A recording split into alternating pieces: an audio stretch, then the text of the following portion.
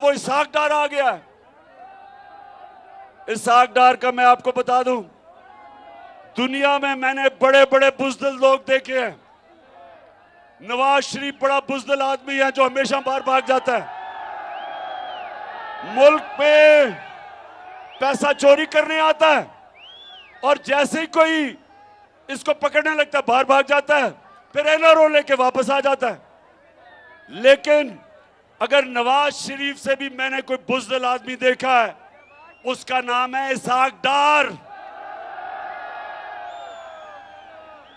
जो वो बिलावल कहते हैं ना, कंपे टांगती हैं, वो डार की कंपे टांगती है।